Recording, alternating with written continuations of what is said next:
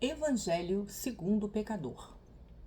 Me quero aberta em cálice e vinho e pão, fenda rasgada de ritos. Habito deitada à fogueira onde abrasam as peles recém-expostas. A carne viva pulsa porque viva, porque crua porque fere primeira mulher, serpente e desfrute. Me quero imersa corpo inteiro no indevido, lambendo o caminho desviado com a mesma língua dos cânticos. O sacro e o santo molhados na espera, com a sede dos abstêmios e dos crédulos em desgraça. Eu sou o grau sacrílego, estou nua e disso não me envergonho. Olá, meu nome é Aline Aimee, seja muito bem-vindo ao meu canal e hoje a gente vai conversar sobre o Cordeiro e os Pecados Dividindo o Pão. Esse é um publi editorial, esse é o livro da Milena Martins Moura, que saiu pela editora Aboio e é uma coletânea de poemas. A Milena me surpreendeu muito aqui com esse livro, porque Ô Mulher para Usar a Língua de Maneira Sofisticada, gente. Nossa, um livro tão elegante, assim, do ponto de vista da escrita, eu amei. O que ela vai fazer aqui nesse livro é opor uma mulher que está tentando resgatar uma certa postura pagã, usando a linguagem, uma certa linguagem antiga que tem muito da linguagem bíblica. Então, a Milena vai demonstrar aqui nesse livro um domínio muito grande do vocabulário, das histórias mesmo, de leitura da Bíblia, e vai opor muito essa figura, essa mulher, em especial à cultura veterotestamentária. Então a gente vai ver essa mulher, como lido nesse primeiro poema, que não está preocupada em ocupar um lugar virginal ao modelo de Maria. Então, uma mulher que está aberta para a vivência carnal, para a vivência material, não há um repúdio dessa vida, e uma mulher que entende a importância dessas experiências. Nesse sentido, a gente vai ver essa mulher em vários momentos se identificando com mulheres pagãs, porque a cultura descrita aqui não é só a cultura cristã, mas também uma cultura antiga. A gente tem que entender que a diminuição da importância da mulher na cultura antiga, né, na cultura de modo geral, ela não se limita ao cristianismo, né? Então quando a gente vai observar a cultura grega, por exemplo, já existe um gradual encarceramento da mulher, de uma determinada classe, né, na casa, de que o cidadão, o considerado cidadão, era sempre um homem, né, um homem livre, não era o menor de idade, não era o escravo, não era a mulher, não era o estrangeiro, né, cidadão com direitos e direito à vida política, por exemplo, ou vida intelectual. Era um homem livre, e muitas vezes significa que era um homem que não precisava trabalhar também. Então a mulher já estava restrita, mas também existe toda essa diluição da figura da deusa. Então, em várias culturas haviam deusas, mulheres deusas, né? Então o divino associado ao feminino. E o enfraquecimento da cultura da deusa, ele vai se dando com a diluição da deusa, né? E para isso, quem tem interesse nesse assunto, você pode ler, por exemplo, os livros do Mircea Eliade, que são os que eu gosto mais. Ele tem um tratado em 3 tomos sobre isso, né? Que é sobre as ideias e crenças religiosas. É um livro que eu consulto muito. E ele vai ali mostrar, né, como em várias culturas havia essa figura de uma deusa quitônica, uma deusa lunar, ou uma deusa ligada à terra, e como essa deusa vai sendo diluída em outras deusas e gradativamente substituída também por deuses. Então essa ideia do divino ir sendo também cada vez mais aproximado do masculino, isso não é algo típico só da tradição monoteísta judaico-cristã. Isso também estava na própria cultura pagã. Não por acaso, quando a gente lê os clássicos da literatura grega hoje, a gente vê uma importância muito grande em Apolo, né? Então, os oráculos de Apolo ou os ritos dionisíacos que vão dar origem ao teatro, por exemplo, né? Como a gente tem uma ligação aí muito forte da arte escrita, né, a arte dramática da arte, com essas figuras apolínea e dionisíaca.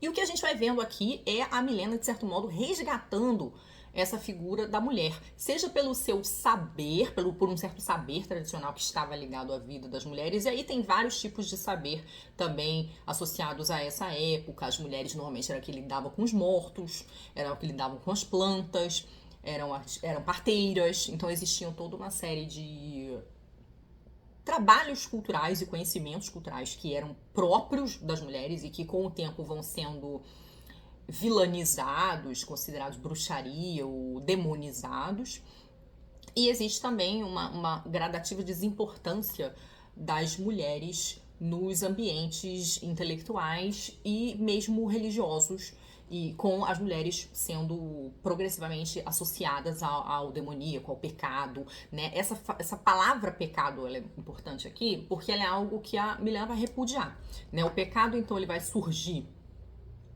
como uma espécie de corrupção da alma na cultura cristã, e que culturalmente vai ficar muito associado. Eu não diria que essa associação da mulher ao pecado já esteja totalmente sugerida nos textos bíblicos, mas eu acho que uma leitura, uma tradição de leitura do texto bíblico historicamente vai ressaltar isso, principalmente com a de Eva, né? Como lendo Eva como a primeira pecadora que levou o homem a pecar.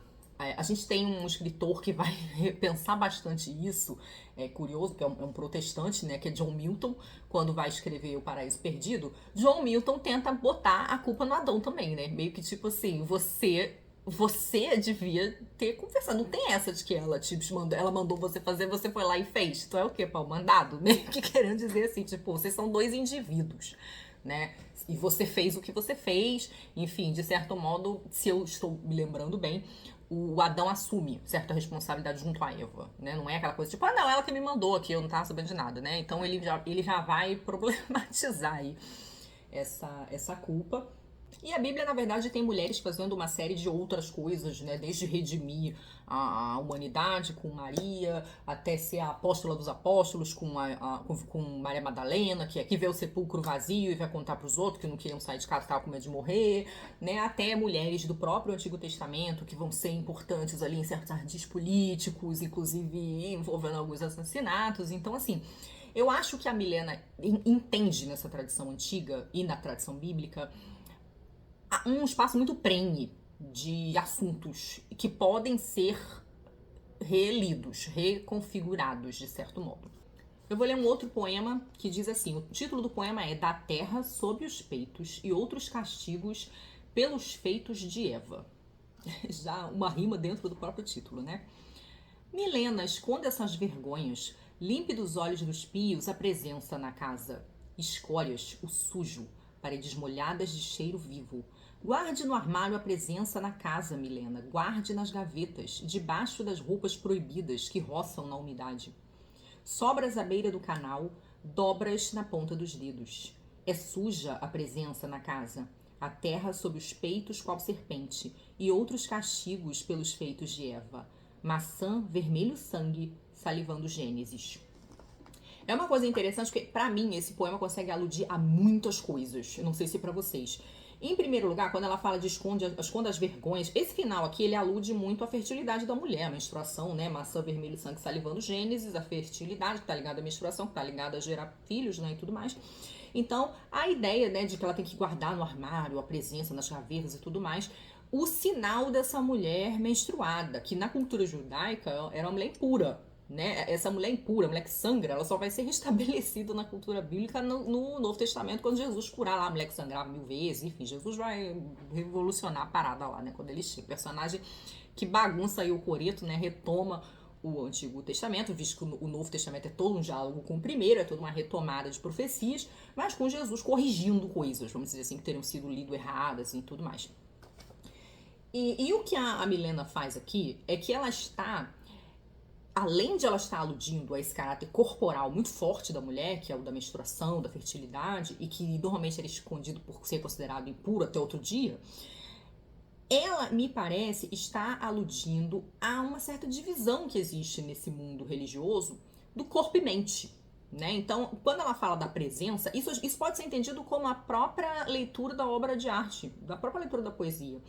Porque a presença se opõe àquela outra coisa, que é a interpretação, que é a hermenêutica. A gente tem alguns teóricos literários que falam sobre isso, né? A Susan Sontag ou o Gumbrich, que vão exatamente falar que um texto não se interpreta só pela codificação, tradução ali das palavras justapostas, né? Não é só o sentido, não é só o significado. Existe algo de uma presença, existe um efeito que está para além do verbo, né? Tá para além do verbo. E não por acaso, em alguns momentos, ela vai retomar aquela passagem famosíssima do Evangelho de João, o Evangelho de João, que é o evangelho mais poético de todos, talvez, e que tem frases icônicas, e uma delas que é do verbo que se faz carne, né? Começa com o verbo do maiúsculo, no princípio era o verbo, e aí João tá usando um termo importantíssimo aí na cultura grega, que é o logos, né? Então o logos se faz carne, e ele vai estar aí exatamente juntando coisas que não eram muito juntáveis, né? E que na tradição religiosa demorou um pouco para ser juntada. Talvez foi mais juntada na teologia católica do que na protestante, que é essa coisa do corpo e mente, que é algo que não é restrito à cultura católica, tá na cultura filosófica também, né? Então a ideia da mente sempre superior a essas coisas básicas do corpo, comer, né? Trabalho braçal, né? O pensamento. Então, eu acho que esse pequeno poema de Milena traz tantas discussões, né, sobre o efeito artístico, presença e interpretação, separação mente e corpo e uma certa valorização da experiência do corpo, que é reivindicada aqui por esse eu poético feminino na poesia de Milena. Nós vemos o tempo inteiro esse eu poético manipulando o fogo.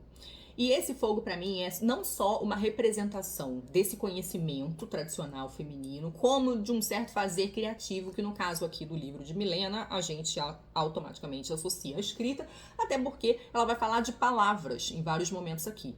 Então, há algo da manipulação desse fogo que é algo do poder criativo.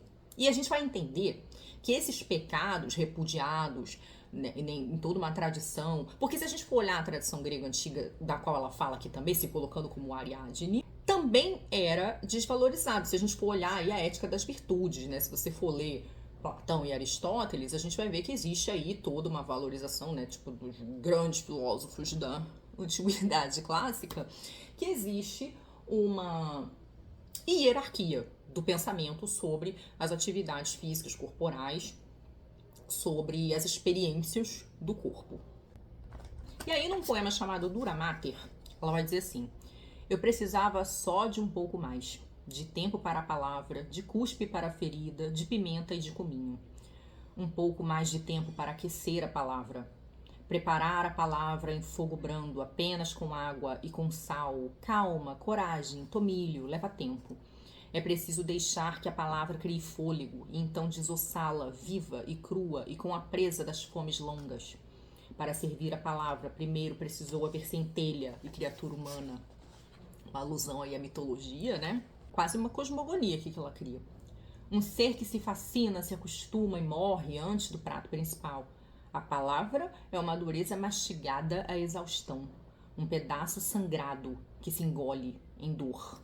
Então tem essa ideia da dor, né? Uma ideia de um sofrimento e uma ideia de um trabalho ali manual, que passa pela cozinha, que passa pelo fogo. Então essa ideia de associar o escrever com o cozinhar, no cozimento lento, uma coisa processual e que vem do esforço. No poema anterior, que se chama Cassandra, ela vai falar algo parecido em relação às palavras. E Cassandra, como sabemos, é aquela mulher na mitologia que fazia previsões que eram sempre desacreditadas. As previsões estavam sendo corretas, mas eram sempre desacreditadas porque ela sofre a maldição de quem? De Apolo, né? Que numa das versões do mito queria consumi-la. Aqui no canal tem um monte de vídeo sobre Cassandra, porque eu andei aí num surto cassandral aí, lendo um monte de texto sobre Cassandra. Culpa de quê? Culpa de Helena Ferrante. E aí ela então vai resgatar essa figura e vai dizer: aguardo com as palmas rubras de roçar o fogo e o verbo atado atrás dos dentes. O verbo com maiúscula. O frio é de chegar com unhas roxas e eu vou continuar roçando o fogo. Antecipo dispensa e veludo, as cheias do Nilo e a engorda das vacas. E eu vou continuar roçando o fogo. Uma mulher que não se antecipa é o oposto de uma Cassandra em vigília, prevendo incêndios. Por tudo isso, eu sento aqui e raspo os dentes e os sentidos no fogo. Não me foi dado conhecer a frieza das Madonas. Por tudo isso, eu antecipo o ferro e forjo no fogo as armaduras, os escudos e as carniças. Antecipo as alcunhas desonrosas e o disfarce colérico dos medos. Uma mulher com uma palavra a cuspir é a sarça no deserto destilando pestes. Uma mulher não se consome pelo fogo.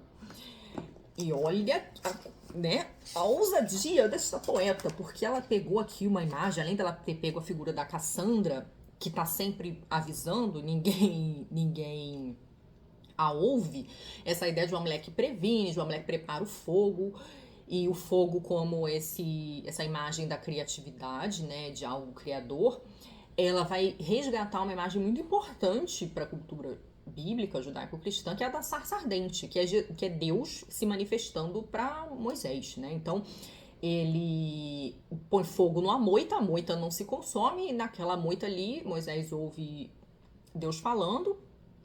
É um momento importantíssimo, porque é o momento que Moisés vai perguntar quem é você, e ele vai dizer eu sou o que é, né? Então ele vai dizer que ele é a fonte criativa mesma, né? Aquele que continua sendo. Essa é uma tradução dificílima, né? Tipo, ninguém sabe direito o que ele quis dizer. Eu sou o que é, eu sou o né? Meu nome é, enfim, eu sou o que continua sendo, enfim, algo do gênero, mas que é entendido filosoficamente, teologicamente até hoje como a fonte do ser, né? Então, aquilo que permite todo ser, né? E que não sendo criatura é o único que não deixa de ser, porque como criatura o restante de nós deixa de ser. Mas aí a essa figura patriarcal ela vai pôr uma figura feminina, né? A sarça ardente é a mulher, né? Então uma mulher com a palavra, né, que tem para dizer a palavra, que às vezes pode ser muito difícil, Cassandra sabia, é a sarça do deserto, destilando pestes. Então ela vai associar as pragas do Egito, né, essa ideia de destilar pestes,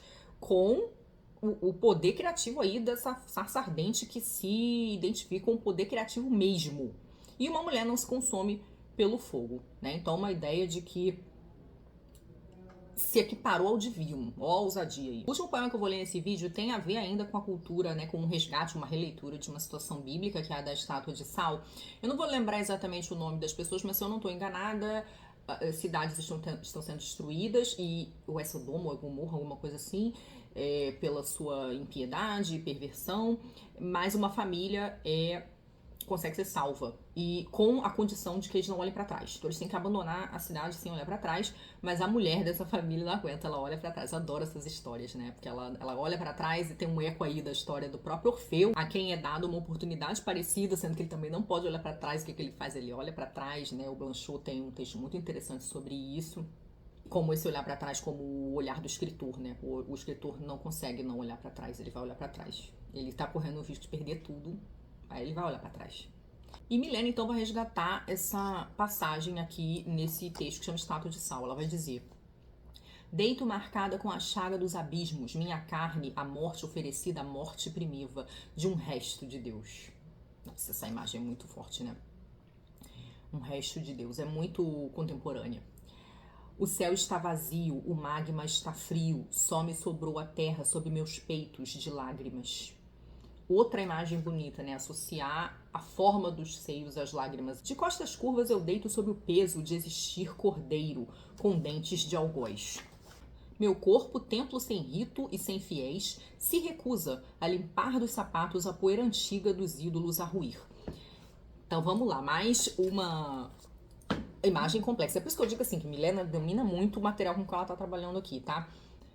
Esse poema me alude assim muito a uma certa solidão. Vamos pensar que essa seria a única família a resistir à destruição dessa cidade, e essa mulher se vê cindida entre a solidão de viver com a sua família e esse último olhar para a cidade, que faz com que ela viva a solidão da morte, de certo modo, né? Porque ela vai ser aniquilada ali quando vira uma estátua de sal. Isso é o que a gente acha, né? Vai que ela ficou consciente lá enquanto estátua de sal, não sabemos.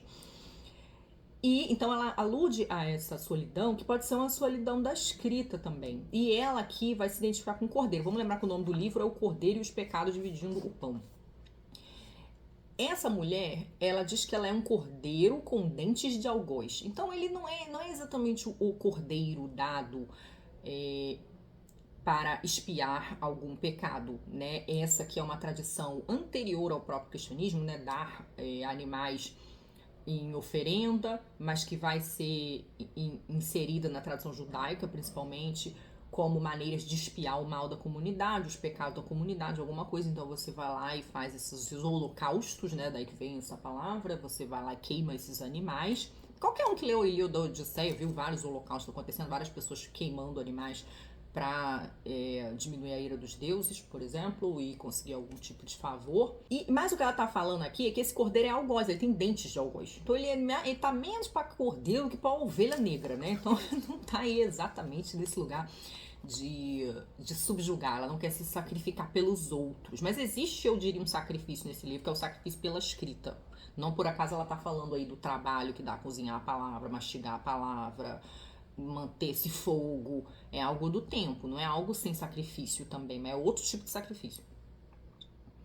E aí ela vai falar, meu corpo, templo sem rito e sem fiéis, então essa solidão, que é uma solidão típica de quem escreve, se recusa a limpar dos sapatos a poeira antiga dos ídolos a ruir.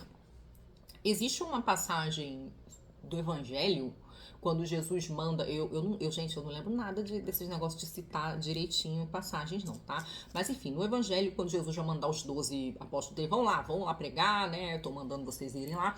Ele dá algumas recomendações, então ele vai dizer que eles não levem nada, né? Não carreguem coisas, mas que se a comunidade aceitar a pregação, que tudo bem, que bom, que ótimo, eles promovem as curas lá e tudo bem. Mas se eles chegarem num lugar em que as pessoas não aceitam, a comunidade não aceite a pregação, que eles não briguem, não batam, não matem, não usem de violência, que eles apenas sacudam a poeira das sandálias.